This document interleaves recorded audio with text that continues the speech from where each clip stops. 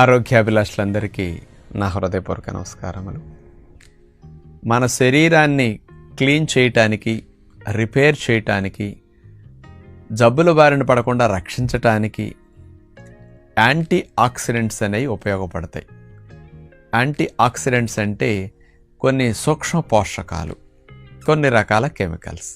ముఖ్యంగా మీ అందరికీ vitamin C, vitamin A, vitamin E, vitamin D, zinc, selenium ఇలాంటివన్నీ యాంటీ ఆక్సిడెంట్స్ లాగా మన శరీరాన్ని రక్షణ కలిగించడానికి ఉపయోగపడే సూక్ష్మ పోషకాలు. అలాగే కొన్ని కెమికల్స్ ఉంటాయి, అవి పాలిఫెనాల్స్, ఫ్లేవనాయిడ్స్, టానిన్స్, కౌమారిన్స్, ఇట్లా రకరకాలుగా మనం చెప్పుకుంటాం అప్పుడప్పుడు కెమికల్ పేర్లు. ఇవన్నీ శరీరాన్ని ఆ ఫ్రీ రాడికల్స్ డ్యామేజ్ నుంచి, కణజాలం జబ్బుల బారిన పడకుండా, దీర్ఘరోగాలు, క్యాన్సర్స్ రాకుండా రక్షించడానికి ఉపయోగపడుతూ ఉంటాయి అన్నమాట. మన శరీరం లోపలికి ఫ్రీ రాడికల్స్ అంటే సమాజానికి తీవ్రవాదులు లాంటి వాళ్ళు అనమాట. ఈ ఫ్రీ రాడికల్స్ కొన్ని ఆహారంలోనూ లోపలికి వెళుతుంటాయి, మన తినే పద్ధతి మంచిది కాక. కొన్ని శరీరంలో జీవక్రియలోనూ తయారవుతుంటాయి. ఈ ఫ్రీ రాడికల్స్ కలుపు మొక్కలు లాంటివి అనమాట. ఏరేయాలి, వీటిని తొలగించేసేయాలి, నాశనం చేసేయాలి. ఈ ఫ్రీ రాడికల్స్ అనే వాటిని నాశనం చేయాలంటే యాంటీ ఆక్సిడెంట్స్ అనేవి సూక్ష్మ పోషకాలు, కొన్ని కెమికల్స్ కావాలి.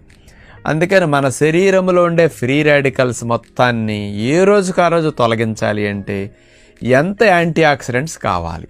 మనం ఎంత యాంటీ ఆక్సిడెంట్స్ ఉండే ఫుడ్ తింటే ఈ ఫ్రీ రాడికల్స్ ఏ రోజుకు ఆ రోజు వెళ్ళిపోతాయని సైంటిఫిక్గా కొలత కొలిచారనమాట. ఇప్పుడు మన శరీరానికి నీడ పట్టున కూర్చునే, ఉద్యోగ వ్యాపారాలు చేసుకునే, తేలికపాటు పనులు చేసుకునే మగవారికి, ఇలాంటి వారికి 2500 కిలో క్యాలరీల ఎనర్జీ శక్తి సరిపోతుందన్నమాట.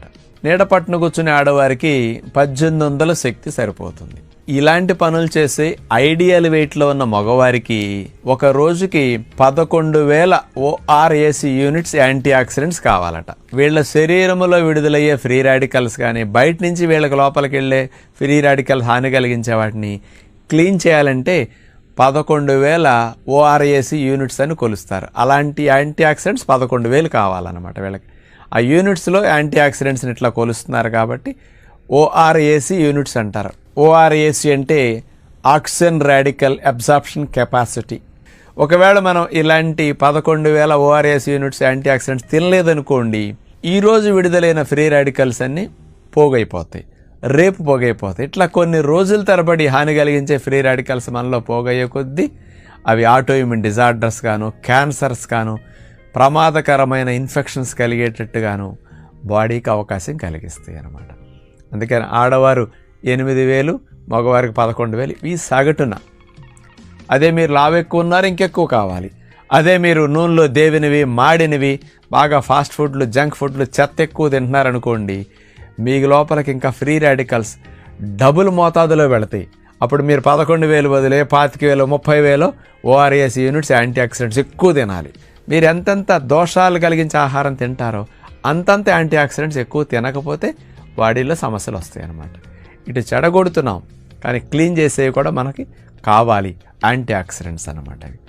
మరి ఏ ఆహారాల్లో ఎంతెంత ఓఆర్ఏసీ యూనిట్స్ యాంటీ ఆక్సిడెంట్స్ ఉంటాయని ఇది మామూలుగా నెట్లో మీకు ఎక్కడ దొరకవు. ఇవి సైంటిఫిక్ స్టడీస్ తీస్తే ఈ మధ్య స్పెషల్గా వచ్చిందనమాట ఈ ఆధారాలతో లెక్కలు.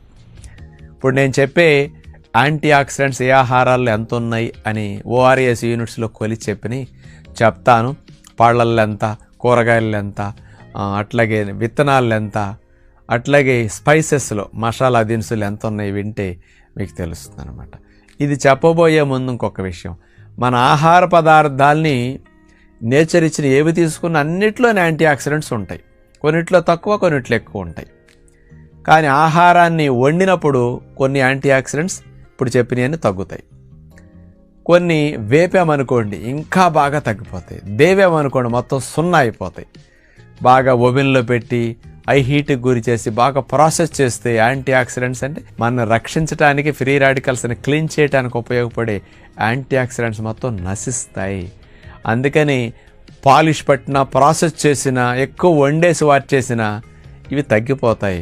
కాబట్టి న్యాచురల్ ఫుడ్ ఎక్కువ తింటే యాంటీ ఆక్సిడెంట్స్ దెబ్బతినకుండా వెళతాయి, మన శరీరాన్ని క్లీన్ చేస్తే రక్షిస్తాయి.